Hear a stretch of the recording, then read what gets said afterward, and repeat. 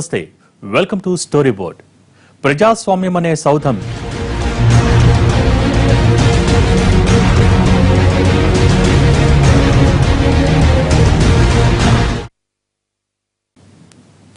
పురాతన వ్యవస్థల్ని సంస్కరించాలనే పేరుతో మోడీ సర్కార్ కొత్తగా కొన్ని ప్రయోగాలు చేపట్టింది. అందులో భాగంగానే ఉన్నత న్యాయస్థానాల్లోని న్యాయమూర్తుల నియామకానికి సంబంధించిన కొలీజియంను కదిపింది. దీంతో ప్రభుత్వం న్యాయ వ్యవస్థ మధ్య వివాదం లాంటిది ప్రారంభమైంది. దీనిపై ఏమీ తేలకుండానే కొలీజియంలో కొత్త కోణం తెరపైకి తీసుకొచ్చారు సుప్రీంకోర్టు న్యాయమూర్తి జస్టిస్ జాస్తి చలమేశ్వర్. కొలీజియంలో పారదర్శకత కోసం మినిట్స్ నమోదు చేయాలని ప్రకటించారాయన. అసలు ఇన్నాళ్లు ఇలాంటి ప్రక్రియ ఎందుకు జరగటం లేదు? సీజర్ భార్య సందేహాలకు అతీతంగా ఉండాలి. న్యాయ వ్యవస్థ కూడా సీజర్ భార్య లాంటిది. మిగతా విభాగాల్లో అవినీతి జరిగినప్పుడు జ్యుడిషియరీ కొరడా ఝుళిపించడం మనం చూస్తూనే ఉన్నాం. అక్కడక్కడా ఒకరిద్దరిని మినహాయిస్తే ఇప్పటికీ మన దేశంలో న్యాయస్థానాలంటే నిప్పుతో సమానం. కింది కోర్టుల్లో న్యాయమూర్తుల నియామక ప్రక్రియ పరీక్షల ద్వారా జరిగితే హైకోర్టు, సుప్రీంకోర్టులో జడ్జిల్ని కొలీజియం నియమిస్తోంది. ఇప్పుడు ఈ కొలీజియం వ్యవహరిస్తున్న తీరుపైనే సందేహాలు రేగాయి.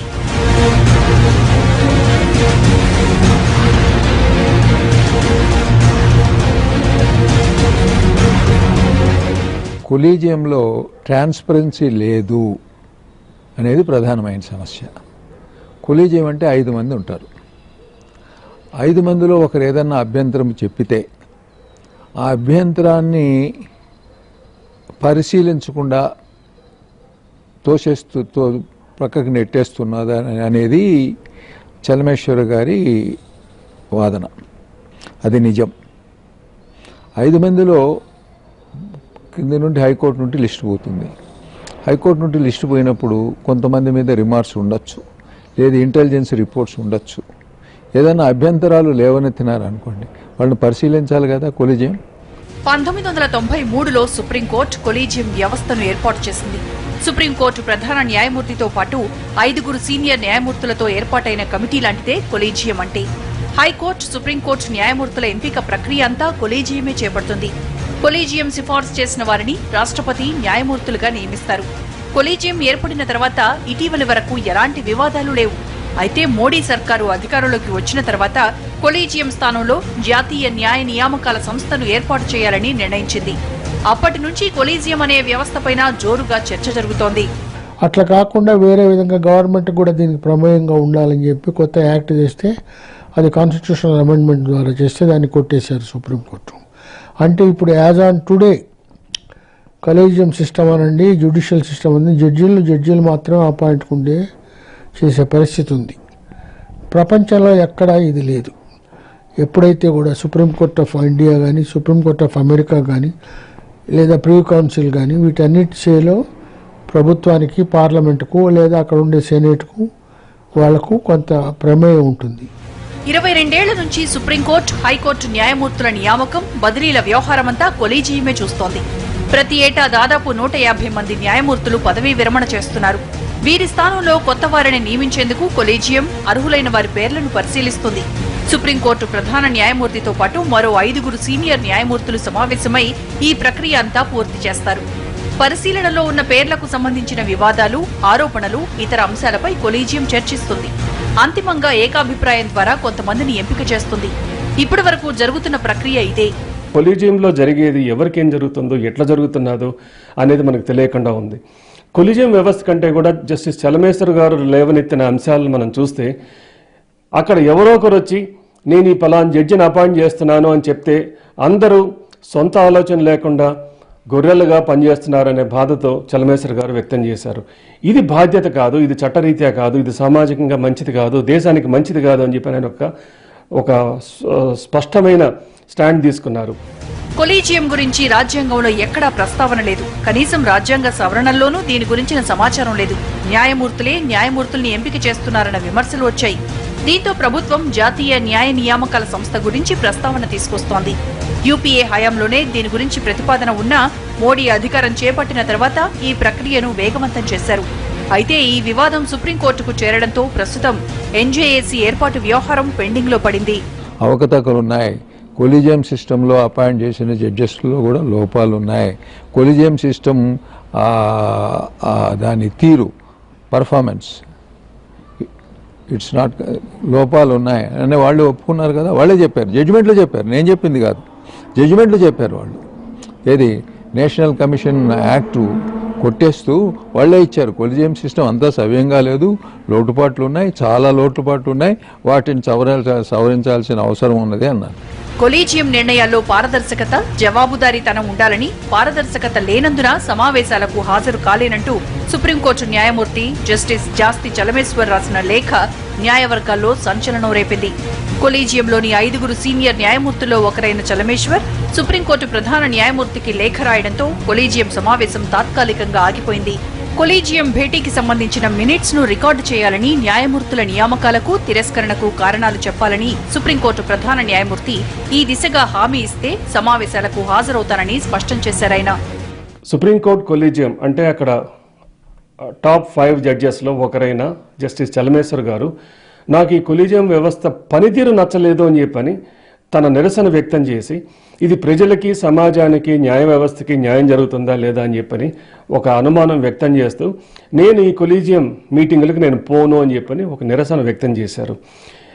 జస్టిస్ చలమేశ్వర్ గారు చేసింది చాలా రెలవెంట్, అంటే సమయానికి తగ్గట్టు మనకు ప్రజలందరినీ కూడా చైతన్యవంతులు చేస్తూ ఒక స్టాండ్ తీసుకున్నారు ఆయన.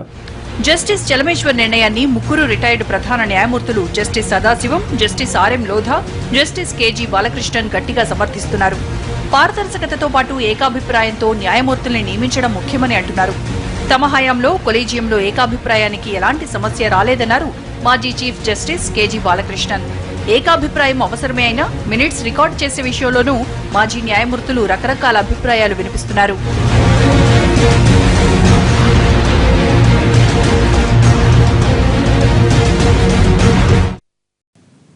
Welcome back.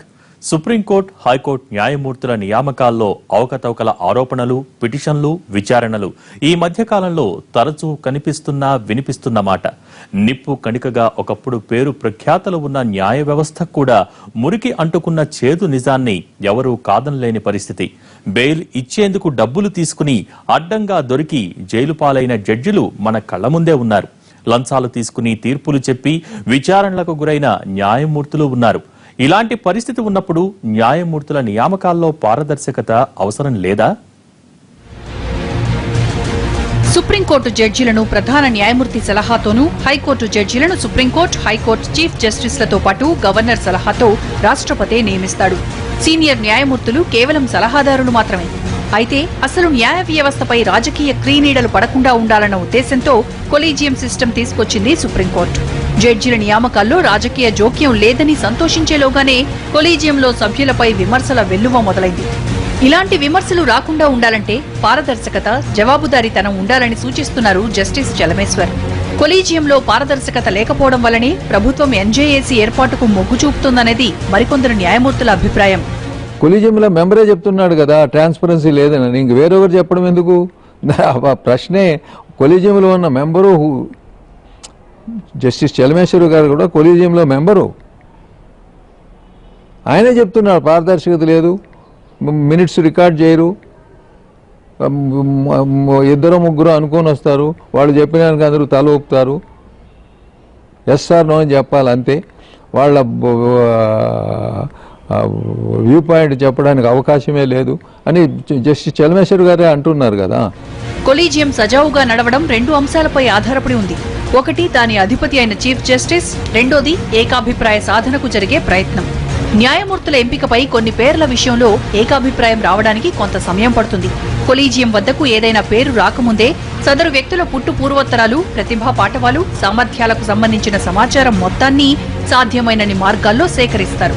కొలీజియం సభ్యులు స్వేచ్ఛగా తమ ఆలోచనలు, అభిప్రాయాలు పంచుకోవాలి. ఈ అభిప్రాయాలు కేవలం మాటల రూపంలో కాకుండా రాతపూర్వకంగా ఉండాలని జస్టిస్ చలమేశ్వర్ కోరుతున్నారు. దీనివల్ల భవిష్యత్తులో ఏదైనా సమస్య తలెత్తితే ఇబ్బంది ఉండదనేది ఆయన వాదన. కొలీజియంలో పారదర్శక ఉందా లేదా అని ఇప్పుడు చలమేశ్వర్ గారు ఒక ఇష్యూ ఎత్తారు.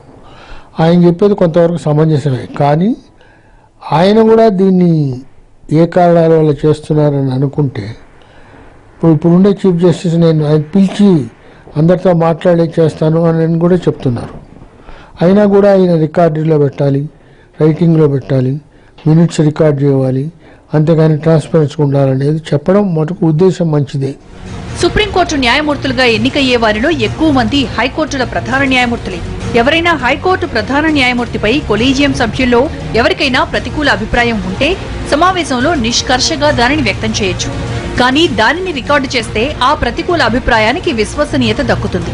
ఇంతవరకు బాగానే ఉన్నా ఇందులో మరో సమస్య ఉందనేది న్యాయ కోవిదుల మాట. ఎవరైనా హైకోర్టు న్యాయమూర్తులపై రుజువు కాని ఆరోపణలొచ్చినప్పుడు పరిస్థితి ఏంటని ప్రశ్నిస్తున్నారు. రుజువు కాని ఆరోపణలపై కొలీజియం సభ్యుల అభిప్రాయాలను ఎలా రికార్డు చేస్తామని ప్రశ్నిస్తున్నారు. ఈ రికార్డులు బయటపడితే సదరు హైకోర్టు న్యాయమూర్తి ఇబ్బందికర పరిస్థితి ఎదుర్కోవాల్సి వస్తుంది. అందుకే సమావేశం వివరాలను రికార్డు చేయొద్దని కోరుతున్నారు. సుప్రీంకోర్టు కూడా ప్రజలకు జవాబుదారీతనం ఇవ్వాలి. ఈ హైకోర్టు జడ్జెస్ అపాయింట్మెంట్ కానీ హైకోర్టు జడ్జెస్ ట్రాన్స్ఫర్స్ కానీ ప్రజలకు కనీసం తెలియాల్సిన అవసరం ఉంది. ఎందుకు అపాయింట్ చేస్తున్నారు, ఎవరిని అపాయింట్ చేస్తున్నారు, ఆరు ఎందుకు ట్రాన్స్ఫర్ చేస్తున్నారు, ఇట్లాంటివంతా అవన్నీ లేని పక్షంలో సుప్రీంకోర్టు కొలీజియం ఒక రహస్యంగా ఒక చీకటిగా ప్రవర్తించడం రాజ్యాంగానికి వ్యతిరేకమని నేను భావిస్తున్నాను. హైకోర్టు సుప్రీంకోర్టు న్యాయమూర్తి పదవి అత్యున్నతమైనది. పదవిలో ఉండగా వారిని ప్రశ్నించే అవకాశం లేదు. దీన్ని దృష్టిలో ఉంచుకుని న్యాయమూర్తుల ఎంపికలో పారదర్శకత కోసం సభ్యుల అభిప్రాయాలు రికార్డు చేయాల్సిందేనంటున్న వారి సంఖ్య ఎక్కువే ఉంది. ప్రభుత్వానికి సిఫారసు చేసేటప్పుడు ఆ రికార్డులను జతచేసి పంపాలని కూడా మెజారిటీ న్యాయమూర్తులు అభిప్రాయపడుతున్నారు. అయితే హైకోర్టు సుప్రీంకోర్టు జడ్జిల నియామకం విషయంలో పారదర్శకత ఉంటే ఏకాభిప్రాయం అత్యంత అవసరం అనేది సుప్రీంకోర్టు న్యాయమూర్తి జస్టిస్ సదాశివం అభిప్రాయం. ఈ కొలీజియం మీటింగ్స్ మినిట్స్ అనేటివి లేకుండా డెసిషన్స్ తీసుకుంటున్నారు. ఎవరైనా అభ్యంతరాలు లేవనెత్తే కూడా వాటిని పరిగణలోకి తీసుకోవడం లేదు అని చలమేశ్వర్ గారి చెప్పిన విషయం. ఇది నేను నిజం చెప్పాలంటే చలమేశ్వర్ గారు చెప్పింది, జస్టిస్ చలమేశ్వర్ గారు 100కి 100 నిజం. అంటే ఇంగ్లీష్లో చెప్పాలంటే he spoke the truth, the whole truth and nothing but truth. న్యాయమూర్తుల నియామకానికి పరిశీలనకు వచ్చిన పేర్లపై కొలీజియం సభ్యుల అభిప్రాయాలను రికార్డు చేయాలని జస్టిస్ లోధా కూడా జస్టిస్ చల్మేశ్వర్ ప్రతిపాదనకు మద్దతు పలికారు. గతంలో కొలీజియం సభ్యుల మధ్య నమ్మకం ఉండేదని, అయితే కాలం మారే కొద్దీ కొత్త మార్పులు వస్తున్నందున పారదర్శకత అవసరం అనేది ఆయన అభిప్రాయం. పారదర్శకత, ఏకాభిప్రాయం ఉండాలన్న అభిప్రాయంతో ఏకీభవిస్తున్న జస్టిస్ బాలకృష్ణన్ పేర్ల పరిశీలన సమయంలో కొలీజియం సభ్యుల అభిప్రాయాలను రికార్డు చేయాలన్న జస్టిస్ చలమేశ్వర్ సూచనతో సమ్మతించలేదు. జడ్జెస్ను అపాయింట్మెంట్ ఎవరు చేయాలనేది ఒక క్వశ్చన్. చాలామంది 100 పోస్టులు ఖాళీగా ఉన్నాయి అనేది రెండో విషయం. మూడో విషయం, అసలు ఈ పరిస్థితుల్లో జ్యుడిషియల్ సిస్టమ్ మొత్తం స్టాగ్నేట్ అయిపోయి పని జరగకుండా, జడ్జిలు లేనందువల్ల కేసులు జరగకుండా పేరుకొని పోయి మొత్తం ఫెయిల్యూర్ అయ్యే సిస్టమ్ కూడా ఉంది. జస్టిస్ చలమేశ్వర్ లేఖతో మరోసారి కొలీజియం వ్యవస్థపైనే సందేహాలు చెలరేగాయి. న్యాయమూర్తుల నియామకాల్లో పారదర్శకత, జవాబుదారీతనం లేదా? అక్రమార్కుల్ని మందలించే వ్యవస్థలో జవాబుదారీతనం లేకపోతే ఎలా? న్యాయమూర్తుల ఎంపికలో కొలీజియంలోని సభ్యులు వ్యక్తపరిచే అభిప్రాయాలను నోటిఫై చేయాల్సిన అవసరం లేదా? ఇలాంటి ప్రశ్నలకు సమాధానం చెప్పాల్సిన బాధ్యత న్యాయ వ్యవస్థపైనే ఉంది.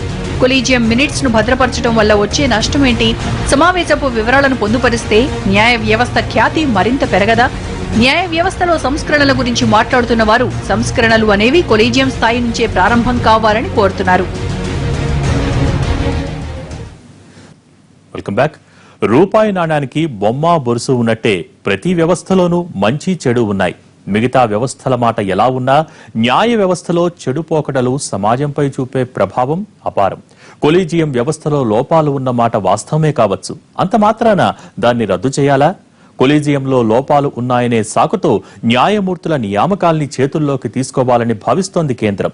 జస్టిస్ చలమేశ్వర్ లేఖతో కొలీజియంను రద్దు చేయాలని వాదించే వారికి మరో అస్త్రం దొరికినట్టయింది.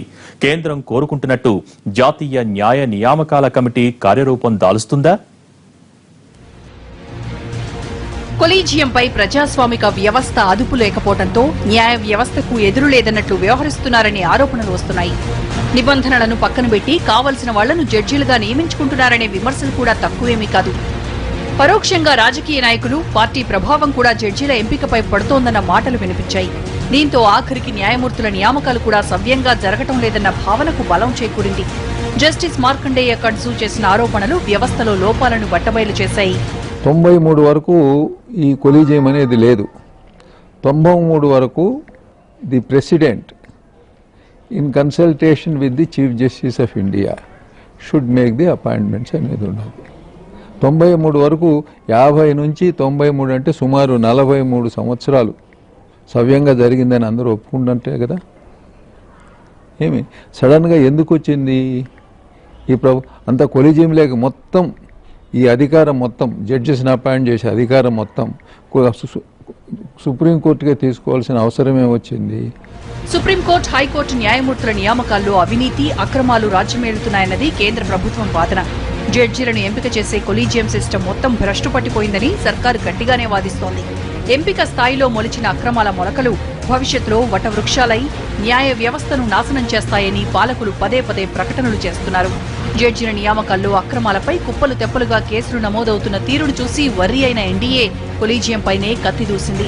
రాజ్యాంగ సవరణ పోటుతో కొలీజియంను రద్దు చేసి కొత్త వ్యవస్థ నిర్మాణానికి పునాదులు వేసేందుకు సన్నాహాలు మొదలుపెట్టింది. కమిషన్ ఒకటి అపాయింట్ చేయాలా, దానికే పవర్లు ఉండాలా.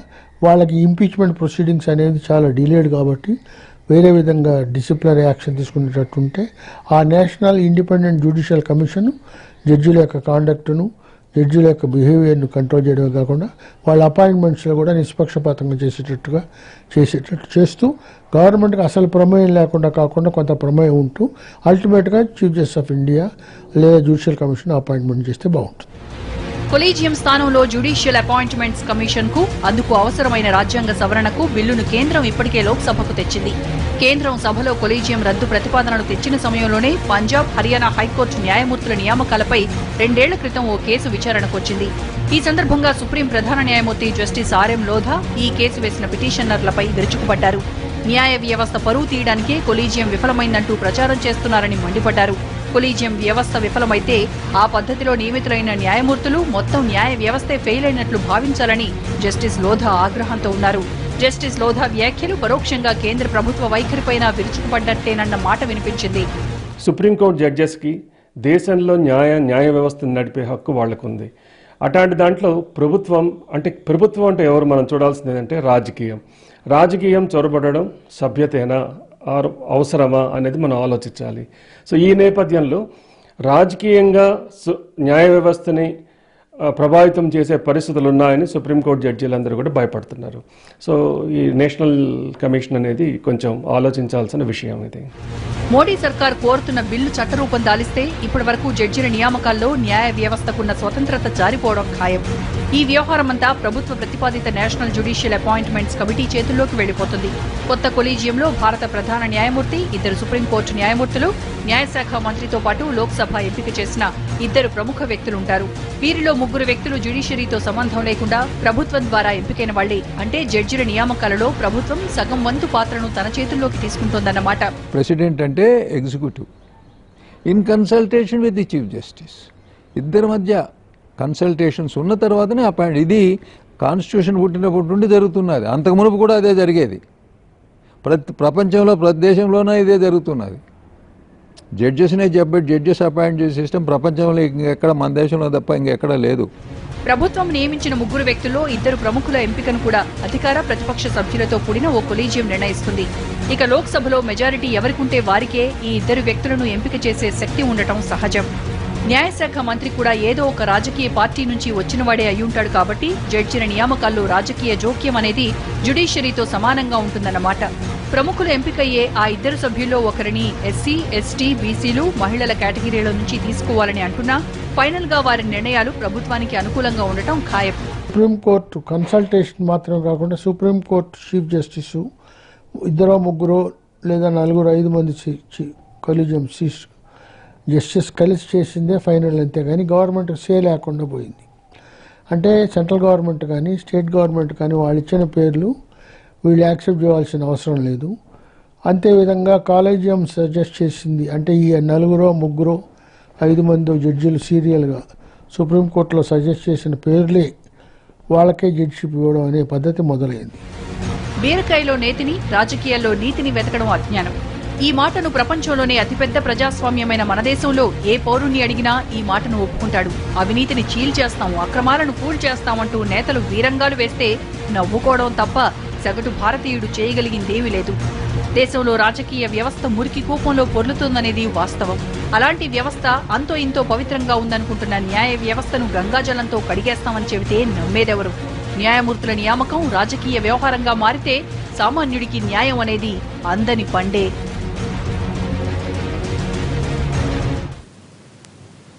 అరవై ఏళ్ల క్రితం రాసుకున్న రాజ్యాంగానికి 100కు పైగా సవరణలు చేశాం.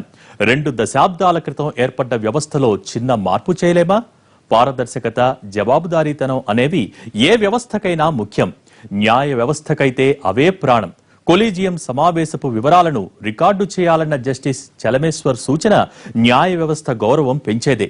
కొలీజియంలోని మిగతా పెద్దలు ఈ దిశగా ఆలోచిస్తే ప్రజాస్వామ్య పరిరక్షణలో మరో ముందడుగు పడినట్టే. ఇది ఇవాల్టి స్టోరీ బోర్డ్. నమస్తే.